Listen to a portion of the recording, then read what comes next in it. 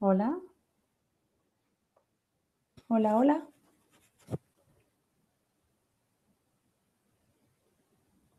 When somebody is connected, please let me know. Let me know when you're in. We have 3 more minutes to go. 3 more minutes to go.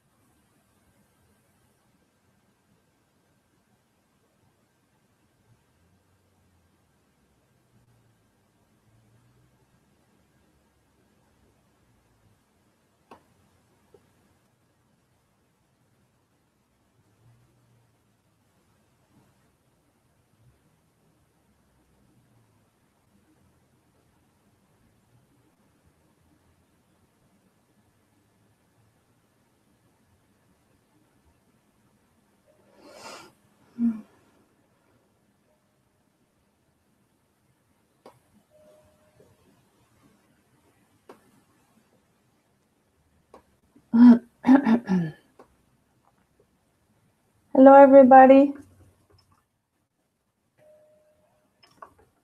Hola a todas. Son las 12. Son las 12 y es el inicio de nuestro Hangout.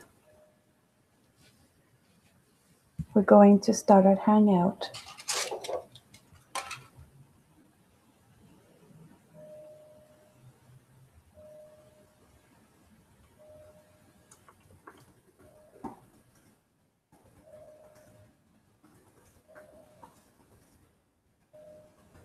Hola, ¿estás allí? Are you there?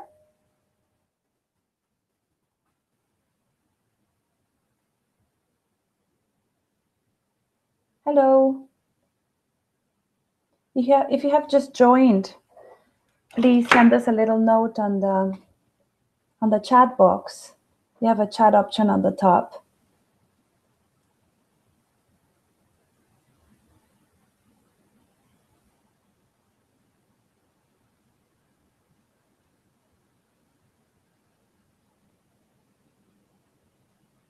Hello. Hi. I see there's 2 of us right now. Can you tell me your name?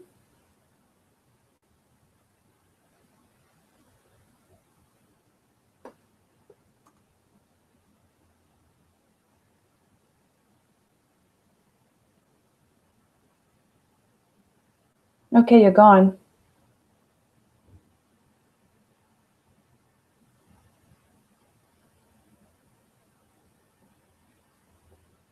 I'm going to give 2 more minutes and then we will start.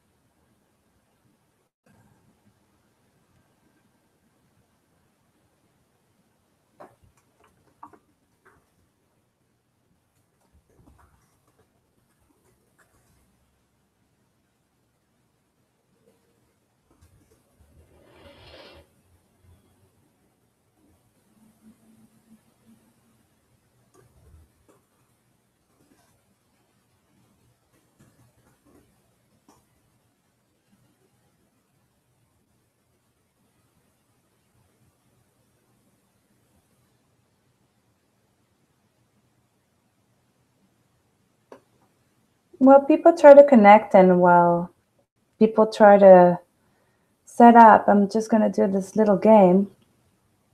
And I'm going to start the conversation by posting a question on our group chat box, which is a conversation to start, to start the juices flowing, to start feeling more open to share. And so the first question I think we should start addressing is the following.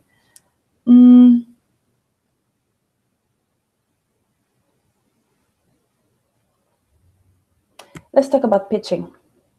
I'm going to just open the camera and see if we can start, getting the juices flowing here.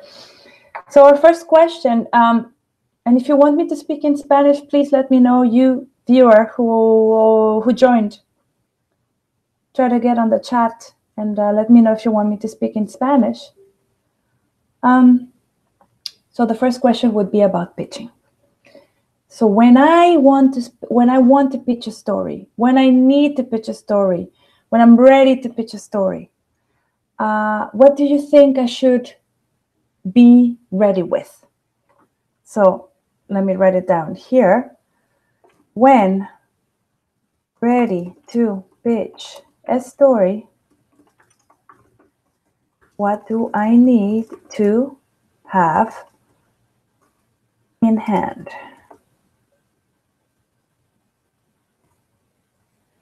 Cuando estoy lista para hacer un pitch, ¿qué necesito tener a la mano? Speaking to a few people already actually on Facebook, some people were super generous with us. Gustavo Arellano from Ask a Mexican was saying this morning, when you're ready to pitch a story, make sure that the story that you're pitching is a story that matters. I would say that that's generally counterintuitive on the one hand, and on the other hand, it doesn't really make a lot of sense if you don't believe in your own story. So what constitutes a story that matters? What makes a story interesting? What makes a story publishable? What makes a story compelling? There's another viewer there. Hi. If you want to chat on the group chat, you can say stuff. If you want to join the Hangout, you can also do that.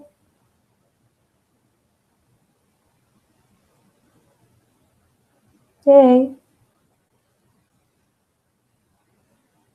Anyway, we were saying, following Gustavo Arellano's Ask a Mexican advice, it's definitely clear that we need to pitch stories that matter. Luis Carlos Diaz Vasquez from Venezuela is also saying, you really, really need to make sure that the stories that you're pitching are stories that have a human interest. That there is storytelling in your pitch. You need to grab a hold of that specific aspect. Oh, there's 3 of us. Yay.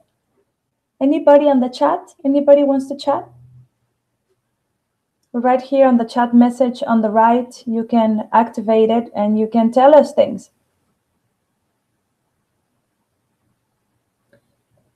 Si quieres que hablemos en español, también me tienes que decir. Quiero escucharte. Stories that have a human interest, especially in the pitch, are going to be clear. And I'm not talking about, the new tendencies of storytelling that have more to do with narratives, personal narratives, or narratives of a tragic aspect. What I'm talking about is what makes the editor be compelled to publish a story because the story makes a difference. Luis Carlos is also saying you want to make sure that you're also pitching a story that you know is going to go viral. And that's really cool. Think about the end result and work your way towards the pitch. Ah, there's 3 of us. Yay. I don't know. I want to see. Yay. Thanks, Rebecca. Thank you. Yeah, but what if I don't know what to pitch? Well, there's a few ideas for you. If you really don't know what to pitch, maybe go the other way around and try to think of who you would like to write for. Say you make your research, you do your homework, and you look at the different publications around that actually respond and publish stories on the beat that you are a specialist on. Even though as fantastic blogger and also freelance journalist, Kate Hutchinson, at Kate Hutchinson says, just make sure that you convey the fact that you are a specialist, but you also can write about anything. It's not a paradox, but it does speak of how flexible and how malleable you should be as a freelance journalist. But in this particular case, if you do your homework and you look at the different publications that are publishing your beat, you will read and you will start finding how the different stories are built. You can actually judge and say, oh, I wish I would have written that story. Keep it in the file, keep it in your mind, and maybe understand what the format is, understand what the length is, understand what the stress is, what is the language that they use. I'd say it's not the same to write for the Times than to write for Viceland, than to write for a blog, the technical blog or feminist blog. So make sure that you do that. And while doing the research, also try to see if you can get a hold of pitches from other freelance journalists. And that's why, I would say that's why it's so important to have a community like the one that we have here. Because we could be sharing ideas or tactics and internal information of who is responding to what, where, and when. I don't think what I'm saying is counterintuitive, but it comes more from a feminist perspective on journalism than not, which is that we are a community that is made of individuals as opposed to a guild of people who are fighting against each other to get the story fast and furiously published. We're 4. Yeah. Please let me know if you want me to speak in Spanish. I can totally do that. 5. Yay. We're getting there. So we're talking about getting close to understanding who you want to write for, and then, unlock the power of pitch. I took a look at a lot of blogs during the week to prepare for this talk, and I'm gonna post them on the Facebook page at the end of our time together. However, maybe what I want to do now is to start reading some of the steps that people recommend are the steps for mastering the art of pitching, and I would think, we're 6, yeah. I would think that it would be really nice to make a cultural commentary on the Latina aspect of each and every step, because sometimes there are specific cultural appreciations that are pegged to whatever people think is the mastery of pitching. The first one is people assume that A, you know who you're writing for. B, you have their contacts. C, you are ready to write. You have if not a website, at least a Twitter under your name. You have an email under your name. you're very clear on what you want to do, you have your CV at hand, and probably your written samples are already in the bag. So make sure that when you say you're ready, ready to pitch, ready to launch.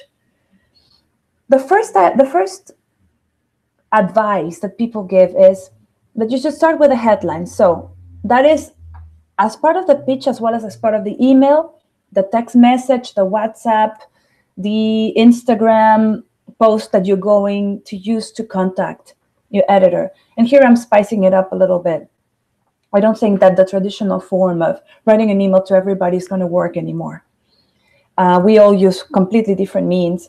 We use WhatsApp, we use Telegram, we use Signal, we use Facebook chat, we use Twitter, we use Facebook, we use Instagram, Pinterest, you name it. I don't know exactly where and who publishes your stuff, but make sure that you contact them in the place where they actually are speaking. And here comes the headline. The headline is that 4 or 5 word phrase that you use to get a person hooked. I don't know if it was a movie. I think it was a movie from the 90s. Get Shorty, I think. It's Travolta who is a gangster advisor for this Hollywood team of people who are producing a movie about gangsters. So they come to Travolta and they ask him, so what's your advice on the pitch?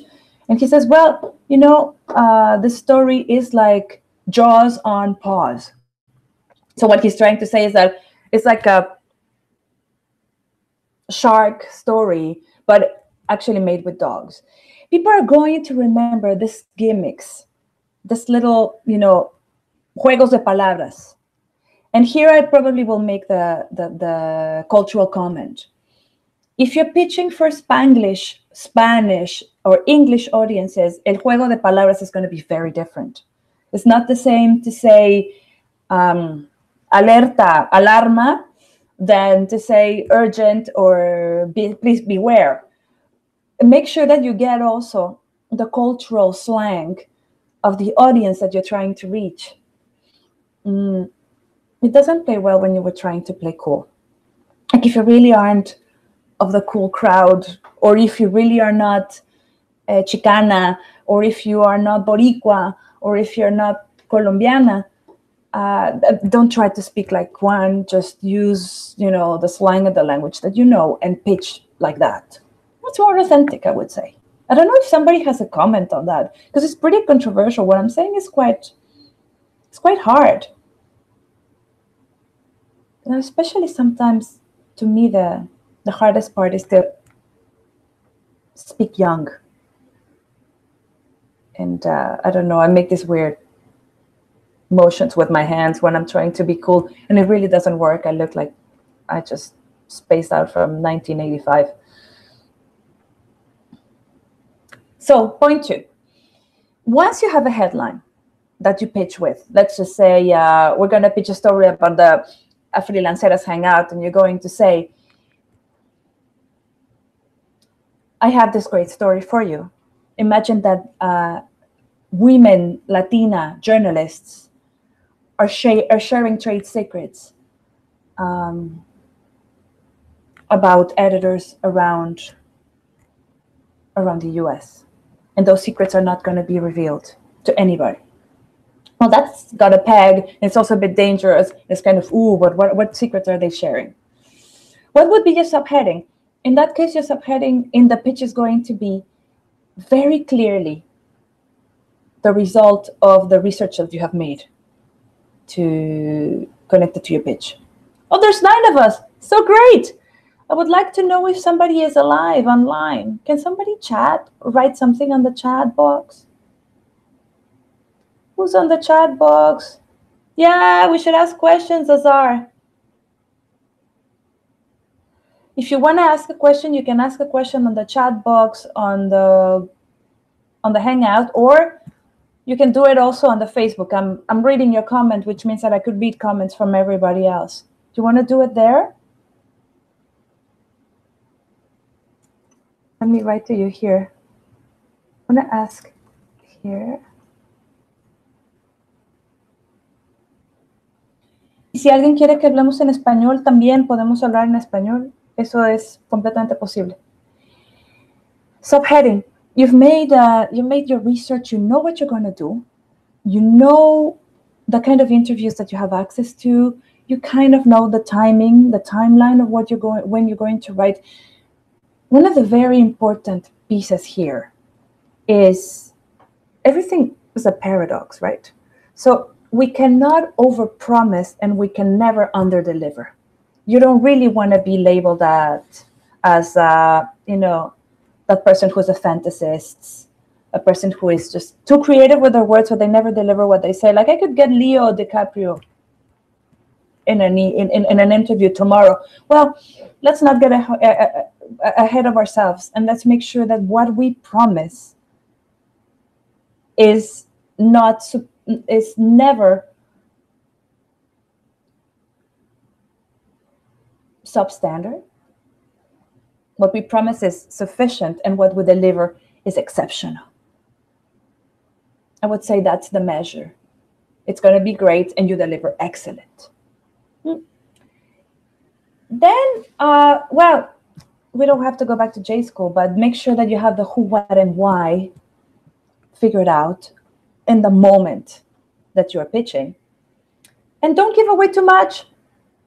Like abuelita say, if you want to keep them keen, just don't reveal. Don't you reveal your next move. Just make sure that they understand that you're really awesome and what you're going to deliver is super awesome too.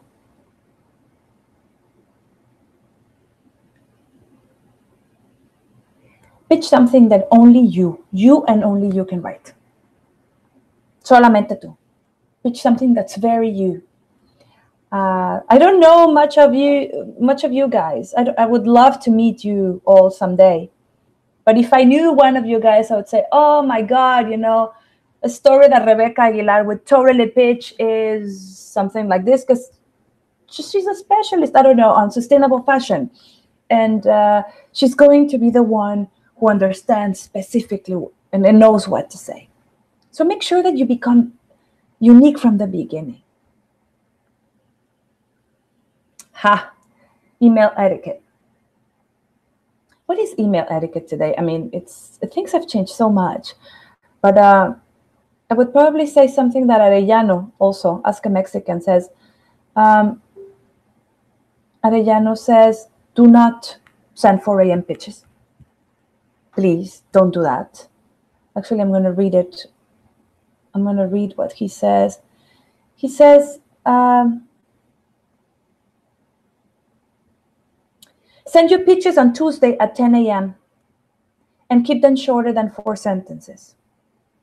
Never write before that, because it means that you actually probably are going to wake somebody up. And I don't know you, but I really don't like to be woken up, even if it's a breaking news, even if it's something fantastic. Make sure when you're pitching, you're catching people, if not throughout, after their first cup of coffee. Choose your publication. Ulises de la Torre was telling me early on today, I'm Mexican. I'm not very good with baseball metaphors, but I'm going to try. What he was telling me was never pitch a home run on the first time. So if you're going to hit your home run,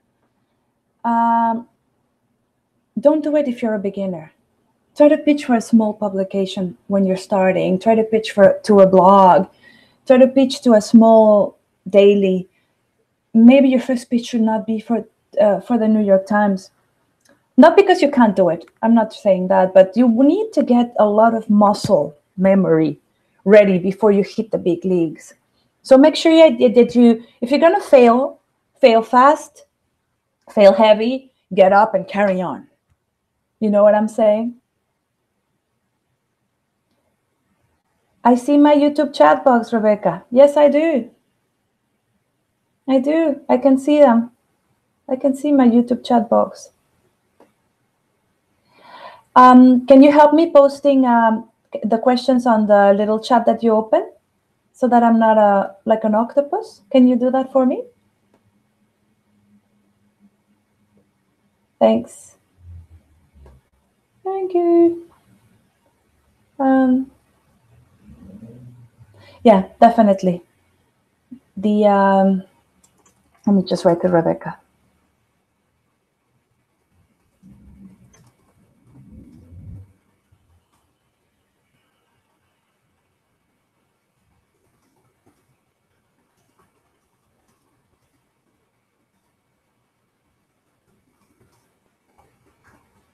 So there's 7 of us already. That's so phenomenal. Anybody has a question? I love questions.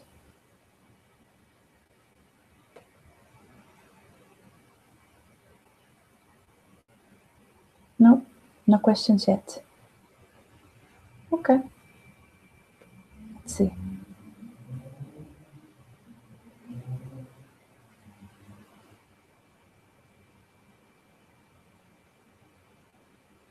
I was saying about never pitch the best publications first. So probably as a huge piece of advice, for good pitches, for pitching successfully, find a mentor. That's why this network is so important. Find a mentor, find a person you admire, find the person that you really care about.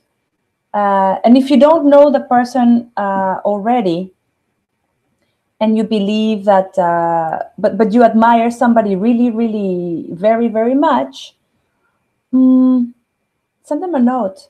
Explain why you want them to be your mentors. And I'm telling you, most of the people who are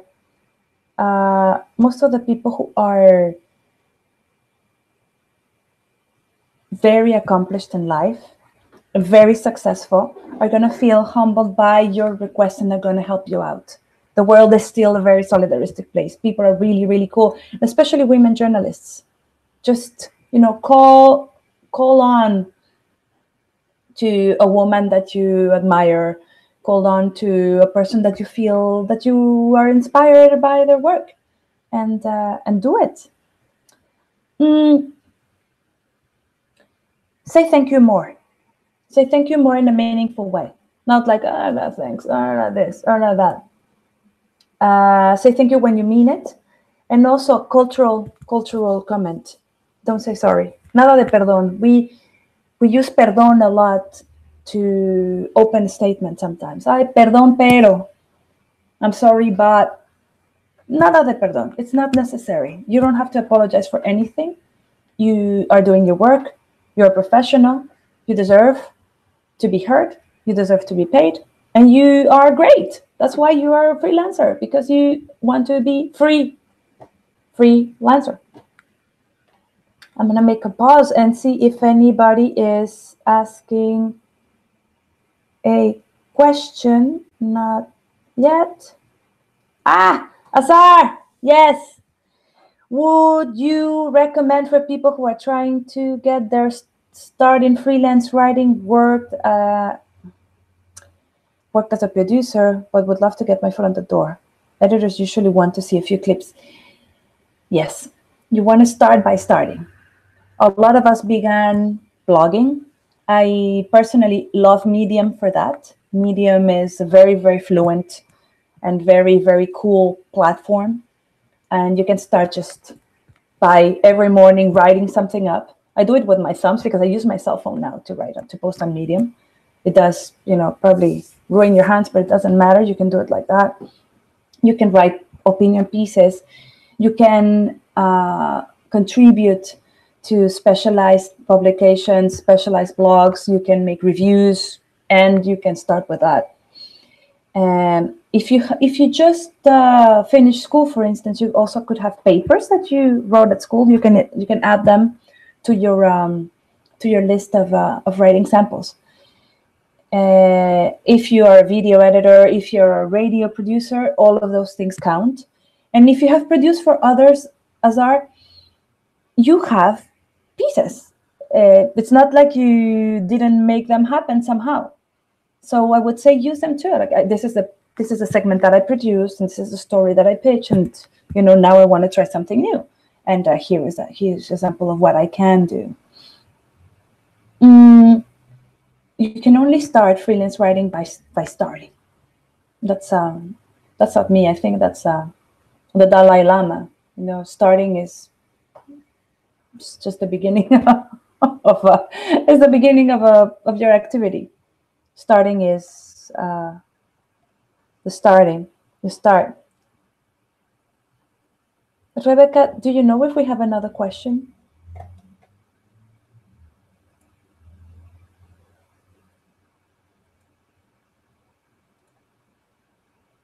Okay. I don't know why I can't see the other box, but why don't we? Okay. Why don't we try to start talking about the nitty-gritty, the money, getting paid. I remember years ago I used to say, I earn my living by tweeting, and I've been paying the rent through my, viral work on Twitter, and I'm very, very happy to do that. I don't think it was a myth, because definitely the viralization and the capacity to be able to up your game is definitely related to how agile you are on social media. Maybe that would be a completely definite conversation in the future, and that is what my social media activity does for my freelance career. And I have great stories about that, the good and the bad. But in this particular case, getting paid. 10 tips to get paid as a freelancer and survive. Que te paguen y no morir en el intento. Advice number 1, it's okay to say no. No, it's okay to say no. Puedes decir que no. And that's something that we don't say often. Especially, I don't know, Mexicans, we don't say no. We say yes when we mean no. And you say no when we mean, I don't know. I don't think we say no. But learn to say no. But okay, when show of hands, when would you say no? Hey, maybe you'd say no when the pay is not enough. Maybe you would say no when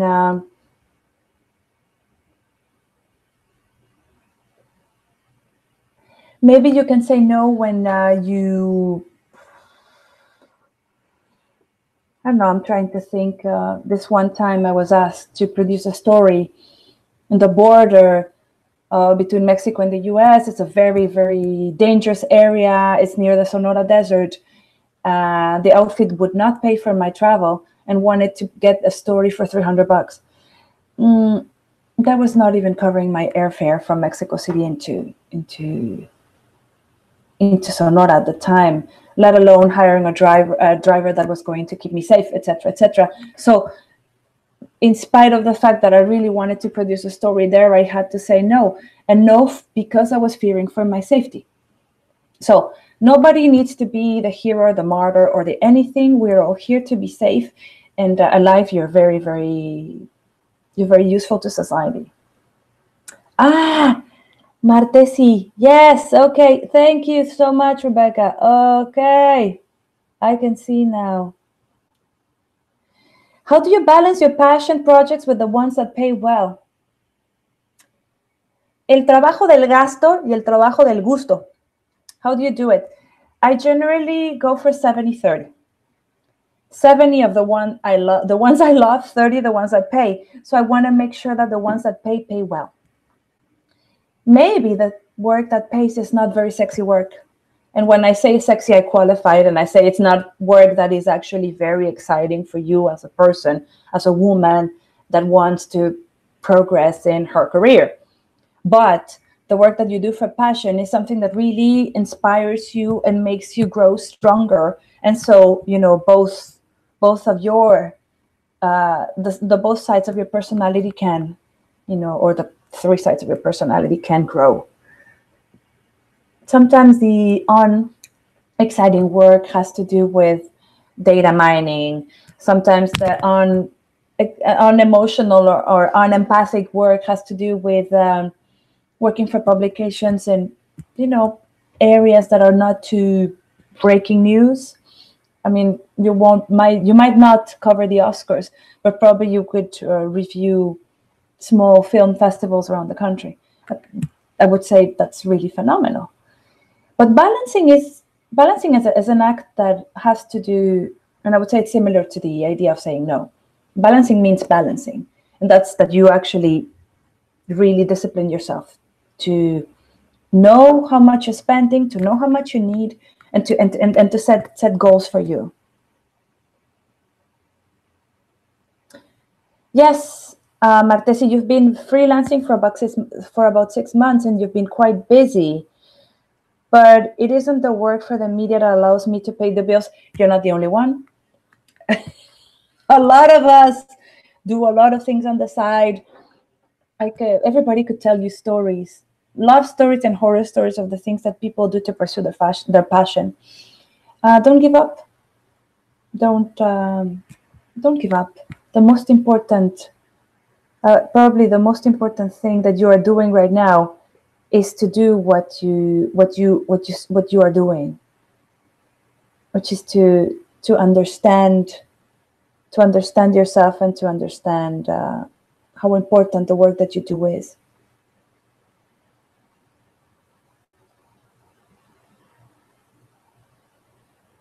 It's always a matter of getting all these platforms to begin to talk to one another.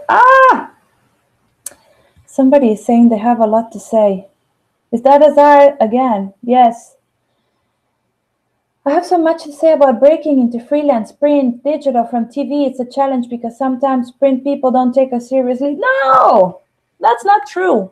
You take yourself seriously and you make them understand that what you're saying is serious. I'm thinking of my grandmother would say, "Oh, a woman needs to earn respect," and that's from the 1930s. I believe that we actually don't earn the respect; we're born with it, and what we do is that we proactively show people how good we are. So if you're transitioning, kick ass. Don't take no for an answer. However, if you're going to be persistent in a very respectful and focused way. Crafty, creative, fun, focused. Yeah, sometimes you have to find an outlet that will take a contribution, and yes, sometimes it has to be given away. You have to give pieces away, yes. However, it's another one of those paradoxes. The paradox of people need to take you seriously by taking you seriously. I remember for many, many years I worked pro bono, and because I wanted to, be taken seriously. And the moment that I started telling people that my work was worth, this amount of money, and I actually would force myself to say, okay, I'm going to charge double what I would think that I deserve, people began taking me more seriously because they knew that I wasn't an interloper, that I wasn't the person who was just doing this because I was, going through my journalist phase. It was more to do with that which I believed I was capable of. And that is to say, I have never been a reporter. I've only been a producer. I have never had the guts to be a reporter. I confess. I was not able to do that, and I'd never had the chops. Luisa, this is from Rebecca. I'm telling, as a reporter from TV for 20 years, they will turn you down. That's a reality. Please correct that. I said that Luisa, not Azar. Oh, yes. No, it's okay. No, absolutely. I never took no for an answer, especially when I was younger. I would be the one dancing alone on the dance floor, and especially when you're in a Latino environment, being alone in the dance floor is like a no-go. And then people see that you have moves. Show your moves. And they will turn you down once, twice, 3 times. But when you have an angle and your story is so good, I would say people are more curious than conservative. I don't know what you think. What do you think, people? Let me get another one here. I was saying, don't demand to be paid silly money. Yes, I wrote that, and I copied it from the glorious Kate Hutchinson. I will give you the link. Her blog is phenomenal. She says, don't demand to be paid silly money, which also means don't get ahead of yourself. Like, oh, we're gonna need a gazillion, a quadrillion.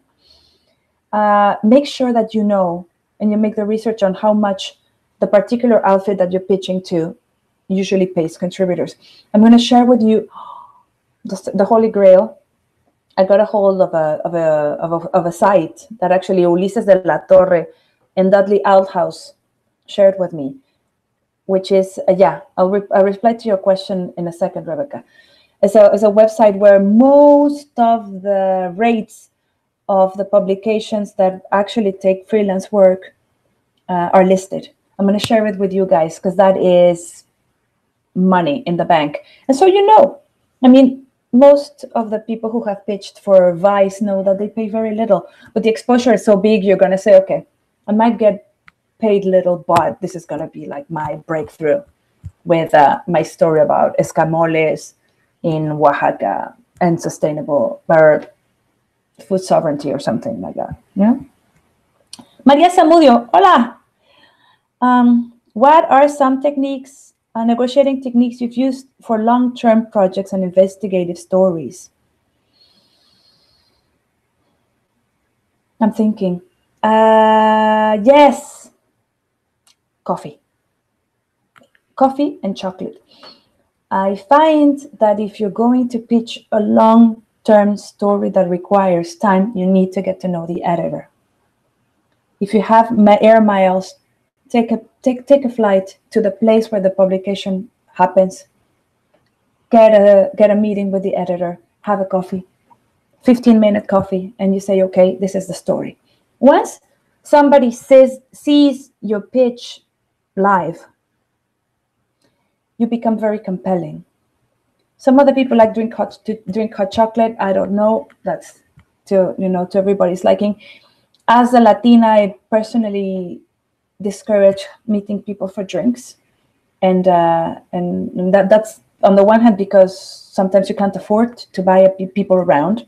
I certainly cannot do that all the time, so I generally go for coffee between breakfast and lunch, or between lunch and dinner, so you really don't have the discomfort of having to say, oh no, don't worry, I'll pay for your salmon bagel, a $20 salmon bagel. So try to get people in the coffee zone.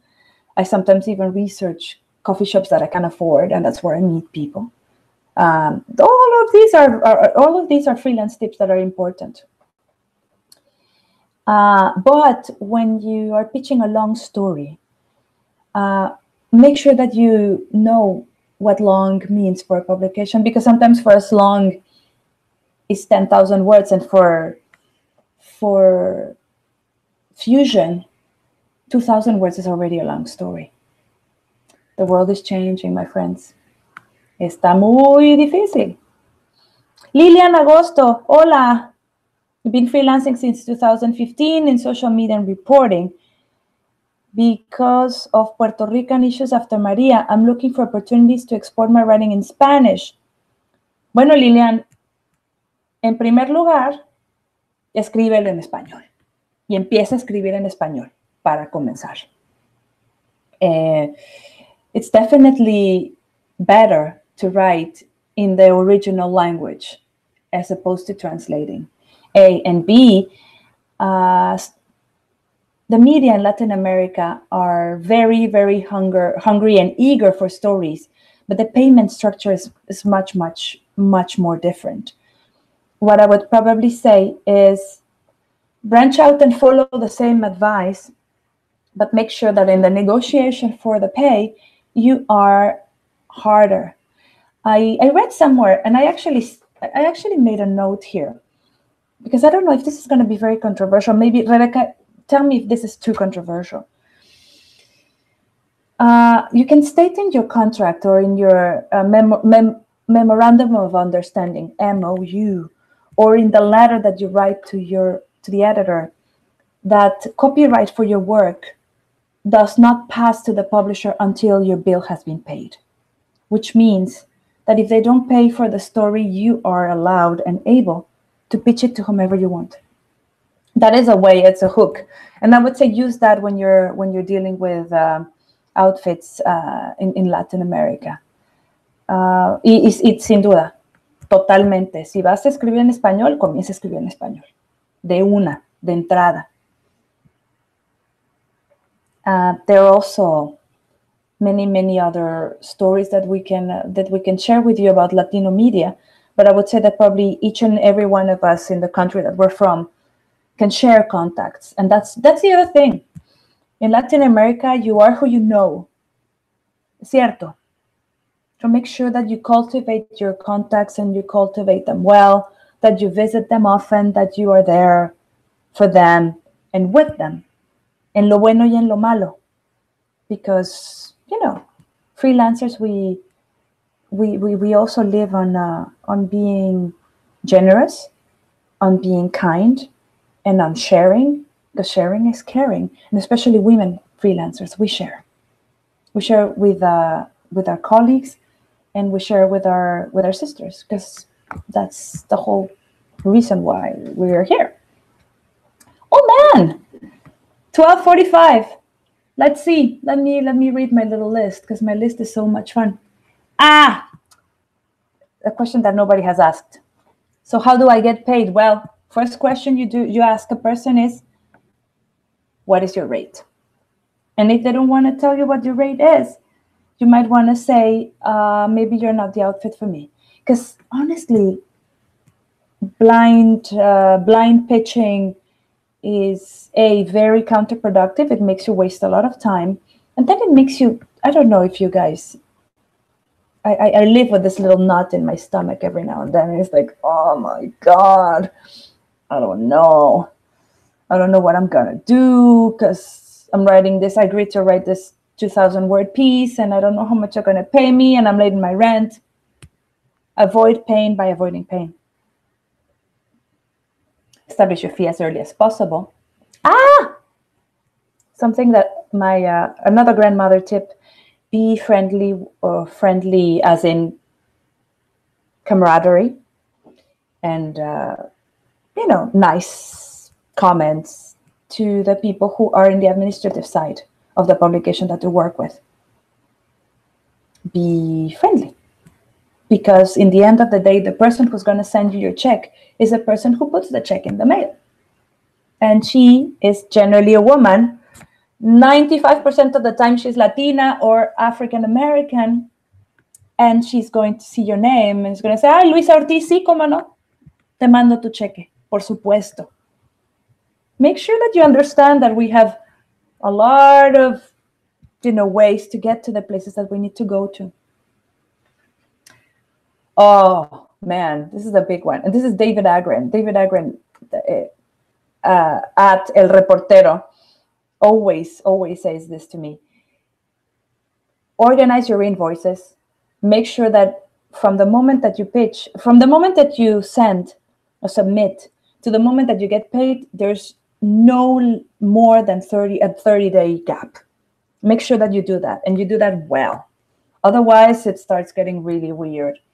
And get an accountant. Señoras, there's nothing more certain than death and taxes.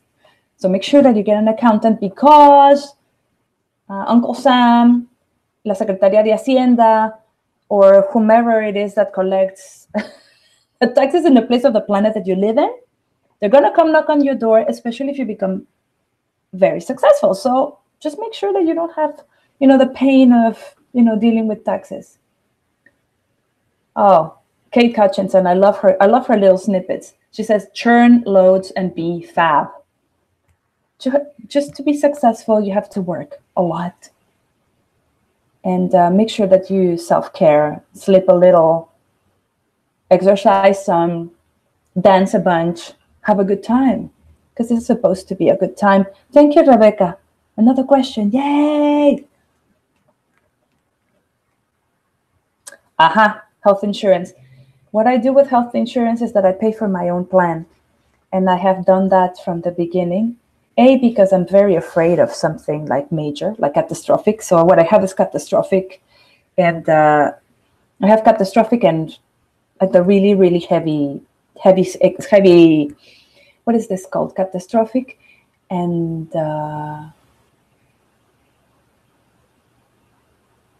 with what company? This is a British company that was bought by a Spanish one, Sura, S-U-R-A. Sura is very, very, it's Royal Sun Alliance. And they're very, very understanding of the type of lifestyle that I have, especially when I'm on assignment, when I travel, when I go around. And I pay a yearly flat fee. And I'm covered for disaster and for heavy accidents and stuff. Yes, it does. However, and that's something, again, from the Freelance 101 course, it is important for you to be able to have a little money saved, because 99% of the time you have to front and then they reimburse you. So you make sure you have a little colchón of cash. Sometimes it doesn't have to be much. You just need to have something to back up your expense. Some people actually also, and that's something that I don't have personally, but some people also have sickness insurance, especially if you're as a freelancer. If you're not working, you might need something to pull you through. We're all getting older. Yes. Retirement. I don't want to say it sounds very Guillermo del Toro, but I am Mexican. We don't believe in death. We don't die. We just move on. So thinking of retirement is always something that freaks me out. But yes, in the list that I have here, it says health insurance, sickness coverage, and a pension. Let's not get political. I don't know what's going on with the pension system right now, but if you can, and if you want to, start now. I don't know if somebody has, any wisdom to share about that. We have 9 more minutes to go, but that doesn't mean that we cannot continue chatting on the YouTube channel, or we can chat on the Facebook page.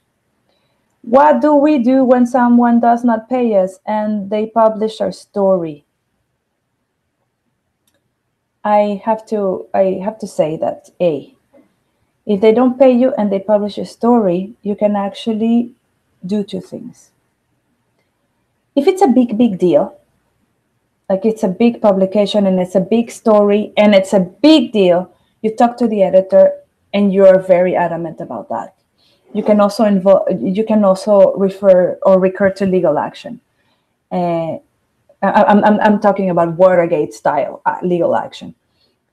But if a person in a small publication is being funny, just go to the social media and be respectful.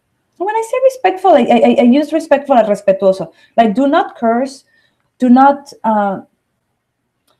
curse, and do not insult them as people.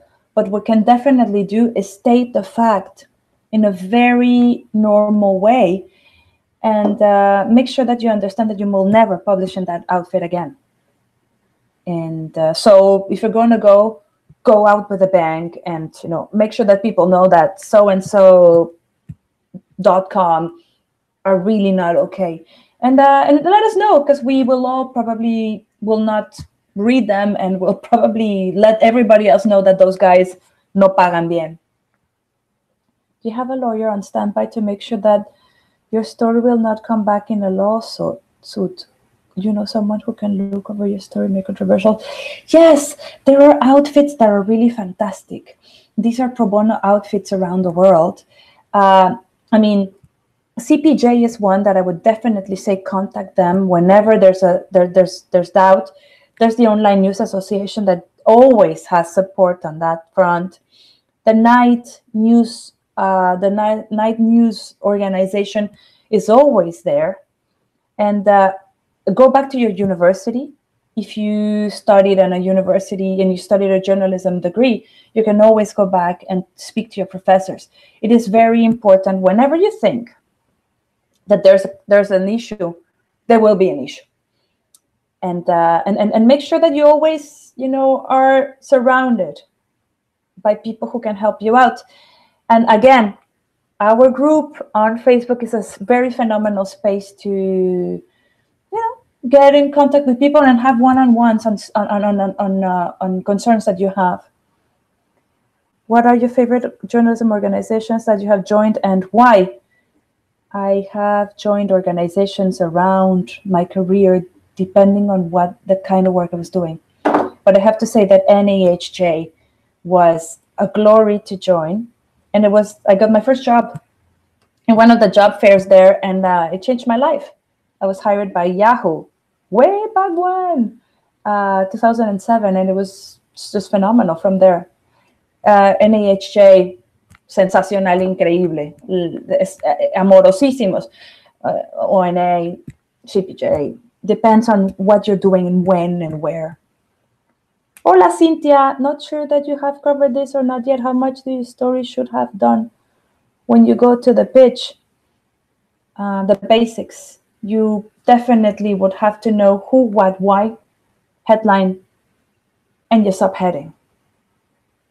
And you have your CV ready, your written samples ready, and your hourly rate ready. And I'm going to definitely... I'm going to put the link of a few links at the end so that you can see there's a fare calculator, rate calculator, and if in doubt, just ask around. Have you ever pitched a story and someone took it and wrote it? Always, always. You know what I've been doing now?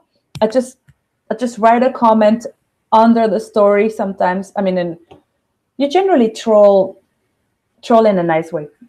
You generally troll the beats that you like. And when you see something that was yours, you say, ay, muchas gracias por publicar esta idea. Lo hiciste muy bien. Tal vez la próxima vez yo haría esto. It is just very friendly, but it's a little, cachetada con guante blanco.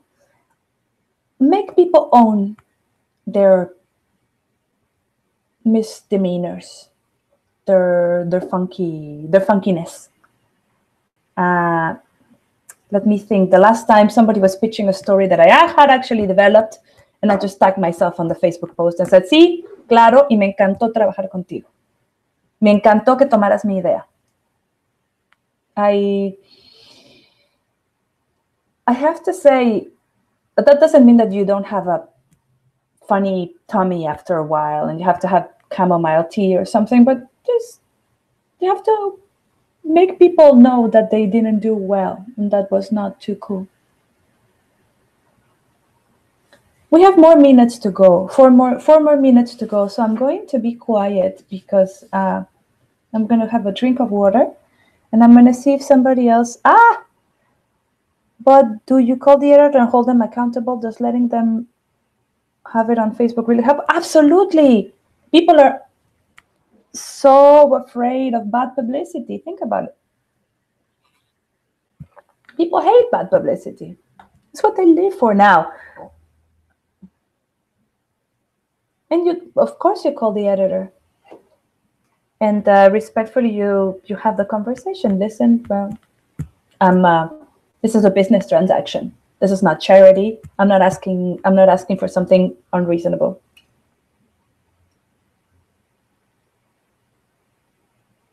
My friend Benedict Desrus, she's a very, very successful freelance photographer.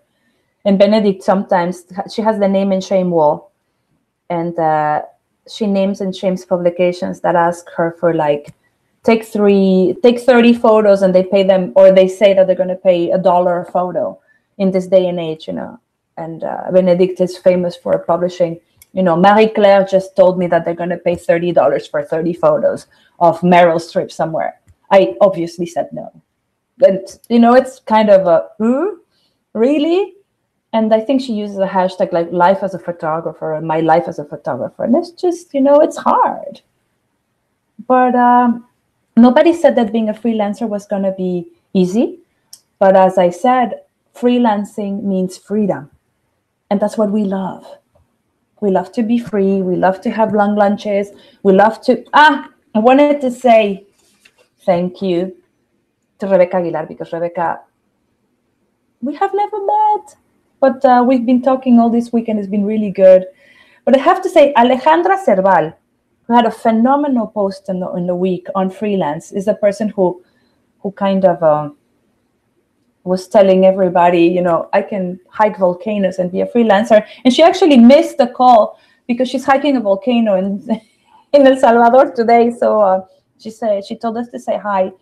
Charo Enriquez was going to join us, but she's at the ONA board meeting, so she's busy. But I have to say that I remember that the idea of this conversation came from one of you guys who posted one day that you had a question. And I said, well, why don't we just have a conversation? I want to know if you're there. I want to know if you're around. And I would love to probably have a virtual coffee with you if you're not in the East Coast. And I want to say, have a great Friday. Let's try to do this some other time. And maybe next time we can talk about some other topics. But I have 30 seconds, and I just want to say, ni una más, no más violencia contra las periodistas, no more violence against women, no more harassment. Time is up, and thank you very much for your time. Continue posting on Latinas in journalism. We really care. We really read what you say, and we really love it. Muchas gracias. Que tengan buen fin de semana y hasta la próxima. Bye bye.